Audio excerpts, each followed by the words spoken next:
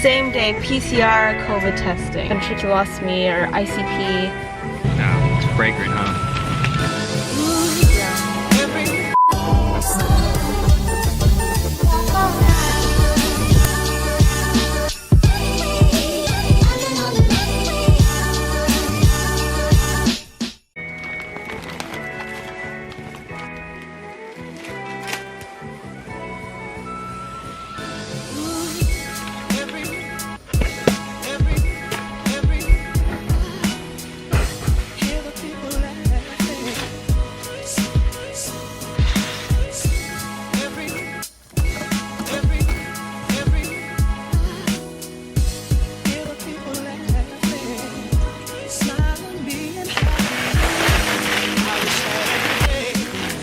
My cocoa bomb package.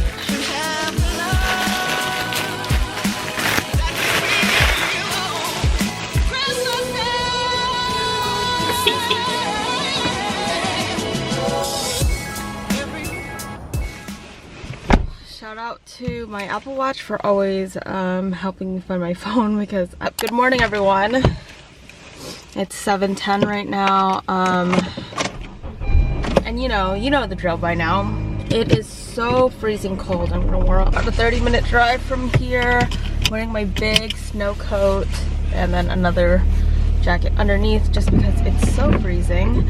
My hands feel like they're frozen right now. Today is my very last day of orientation, and then Sunday I'm gonna be on the floor.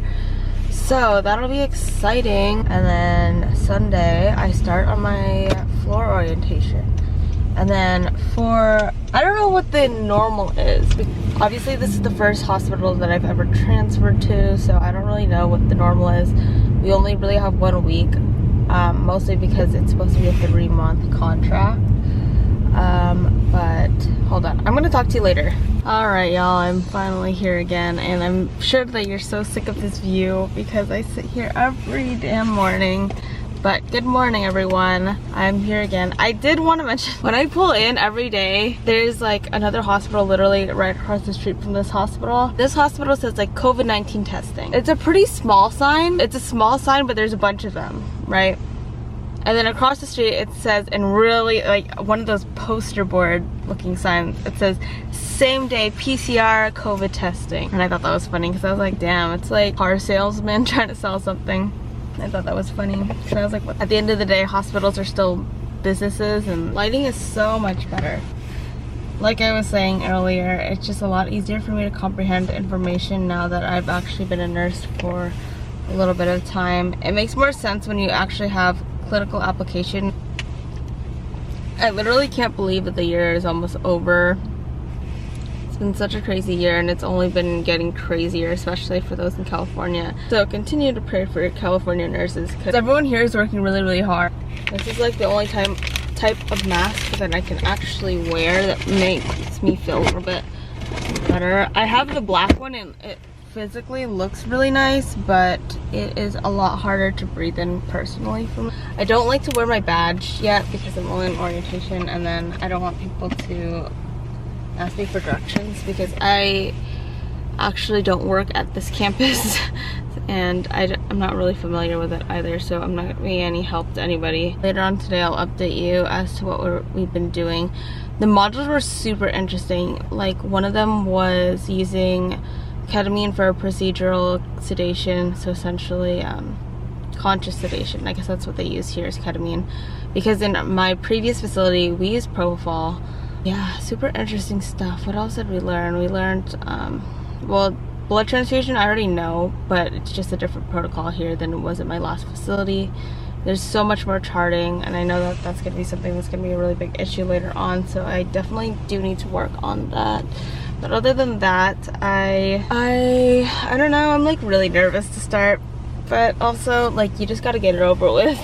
I'm obviously the newest nurse because I only have 1 year's experience, and the minimum to even be here is 1 year.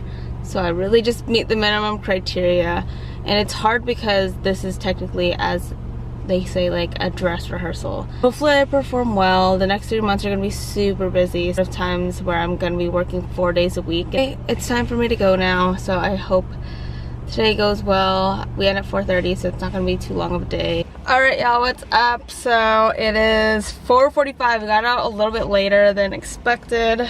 My brain is so full of information right now. It was so hard to comprehend at the end. I wish we had done ventriculostomy stuff way at the end, because this is like ICU stuff, to be honest. Like, I could go, like, I can learn and figure out how to do the blood transfusions and all that kind of stuff, but ventriculostomy is like something that I obviously never do. I did it once in nursing school for my preceptorship when I did in the ICU, but other than that, I've never done any type of ventriculostomy or ICP. If you don't know what it is, it's draining fluid and monitoring your intracranial pressure. There's so much that we learned today. It's actually insane. The particular location I'm going to be working out, I know that like they're holding ICUs, they're holding med-surg, I mean not med-surg, telemetry. A lot of the COVID patients don't have rooms, so it's going to be pretty crazy. Yeah, so we learned about the panda warmer, which is what we use for babies. I'm going to pop up the little tiny little mask that we use to like bag the little babies. It's so cute. And then we use a level 1, which is a rapid infuser that we use at my old facility. And I've used that once. Other than that, we always use pressure bags to infuse bags like really fast. So if you want to infuse like 700 mLs per hour, that's how you would go about that. In this particular facility, they use what's called a Belmont, which is actually a lot more simple than the level 1. If you don't know what I'm saying, I'll try to elaborate on it later on. Anyway, I was talking about how we use the Alaris pump. Comment down below if your facility uses Alaris or not, because I thought personally, up until I like went on to the workforce, I thought everybody used the Alaris pump, and that's essentially where or what system we use to program our medications, so any type of infusions. There's also like a PD version of it, like pediatrics, where it's like a syringe, and that's what we normally attach to it. But this facility uses some weird like ancient looking machine. I don't know what it's called. What else did we talk about? We talked about so much. It's actually insane. We talked about Arctic Sun, which is actually really kind of dope. The machine that used for if people come back from ROSC, they will use the Arctic Sun for hypothermia protocol. So it's really cool. And then there's also like, it's used to cool down. Prior to that, they would literally just put ice packs auxiliary, which was interesting. But they also have it programmed to help warm up, which was interesting to me because we have what's called a bear hugger. And it's really self-explanatory. I've used it so many times during nursing school, the bear hugger. Okay, the light's gonna turn, my camera's gonna fly, so I'm gonna talk to you later. I think this will work way better. There we go. Procedural sedation yesterday, because I don't know if I've been able to like retain the information. So take for example, the procedural sedation that we normally do at my previous job, we would normally use propofol, and technically that's supposed to be pushed by the MD. And the reason for that is because it's okay for us to push the propofol, because technically the goal of the propofol in that situation is to sedate them so that we can intubate. Versus in this situation, if we're sedating them with propofol, the person who's pushing the propofol needs to be able to intubate, and that's obviously not our goal. Our goal is just to sedate these patients. So that what I learned about today was, or yesterday I learned it because I did one of the modules, and it was ketamine. Ketamine is normally used a lot for kids, and I didn't know that. We never use it at all at my facility. I don't know if it's just more expensive. The only bad thing is, for one, you can't really mix ketamine with any type of other, you can't top that off with morphine, because at the end of the day, you're like topping an anesthetic along with an opioid, and that obviously could have a lot of different adverse effects. Another thing is we learned for NRP, or just very basic neonatal resuscitation, and how to use a panda warmer. I've used the Panda Warmer once, and it wasn't because the mom delivered there. She had like delivered at home, and they just brought the baby and the mom there. And luckily, our NICU teams are very, very good. With most facilities, they'll come within like a 1-minute response time, which is really, really nice because us ER nurses are not comfortable with neonates. We're a little bit more comfortable with pediatric than we are with neonates, so that's more of our jam. But the thing with being an ER nurse, and I know a lot of people want to become ER nurses, and that's the thing, is we're like a jack of all trades.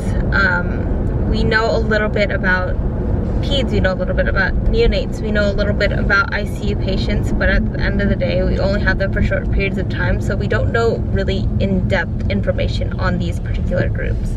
So super interesting stuff. It's just like it's crammed into a very short period of time. I know I mentioned this in another vlog. I didn't use Epic, which is the charting system they use. I use Cerner. If you know what Cerner is, it's very similar but different. A lot of the information is the same, it's just a lot different in the structure of how they programmed the system. So hopefully I'm still okay.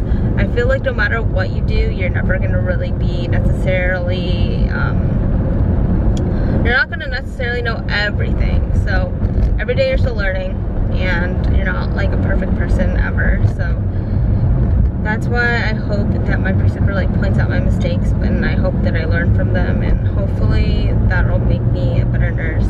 So yeah, that's pretty much gonna be it for now. That's gonna be it for at least my nursing portion. I'm gonna go meet with Alex right now. He is actually, I think he's at my house right now, so we're gonna go get some food. I really need to refill my water bottle. I'm gonna body wash because we didn't have any type of patient care, so I'm not too dirty, which is fortunate. So I'll body wash, do my thing, we're gonna get some food, and then I don't really know what the plan is from there. Hi, boob. Oh, is that why you want Indian food? Yeah, because they didn't have a reception, obviously. I was craving it this whole time. I was like, did you find anything? Yeah. You did? I don't know if it's open, like, you know what I mean, like open, like outdoor dining, but I don't think anything's outdoor dining right now. We're at this Indian, it's called the India restaurant. So let's see how it is. Oh, you want me to pay? No, I'm just giving you this butter chicken. Curry. Yeah, that sounds good. And then Do they have those things that start with an S? samosas. Yeah, can we get one? Yeah. Just ready. We're watching Gossip Girl because it apparently ends soon. Alex got our food. Yay! Should we eat across the street? Yeah, we can eat across the street. On this little sitting area in this random public plaza. They have samosa. Dude, it's like, oh, I thought it was gonna be huge or something. Oh, that's our tikka masala. Okay. Look how stuffed this is. Okay. Mm-hmm.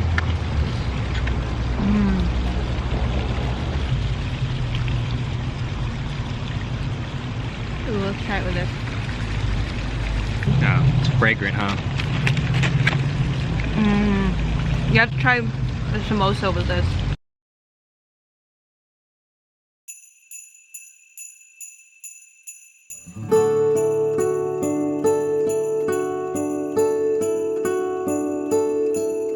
Now, Roti. can't really see it too well, but that's the naan, some rice, tikka masala, and then the butter chicken. Yummy. So we're here at this Asian supermarket, and I got some coconut. Need some sesame oil for cooking. So we're just waiting for our food. That's why. Yeah. Daiso's closed. Daiso's closed, sadly. Anyway, is there anything else you need? I think that's it, huh? When I was in elementary school, there was this one girl who gave me these things, and she called them bin bins, but they're just like rice crackers. And I remember tasting it, thinking You were it like, was so gross. Yeah. But now, like, I think my taste buds have changed.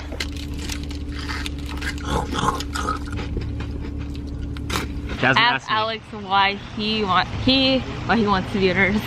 What do I want? I don't want to be a nurse, unfortunately. Sorry. Well, why don't you tell them what you do? Oh, okay. Well, so I'm a bioengineer. People understand what you do. I don't even understand what you do, so. So think of cells as like little factories. and the DNA is the ingredients that you put into the factories, and whatever comes out is like, or whatever, like all the stuff that comes out of the cells, that's like the output. So that's kind of what I do. I basically change up the DNA to produce. I taste so much garlic in my mouth. So we're here at Afters. And we got this. Yum. Yum about it. We've had Indian food, but I love it. It smells so good in here. Oh my gosh, I'm excited to eat the leftovers. I know you are. Can I eat some now? Yeah, go. Instead of the ice cream, just eat some more Indian food. Anyway, I just wanted to close out this vlog. Maybe I should cover my mouth because it's black now. Maybe I sit back a little bit.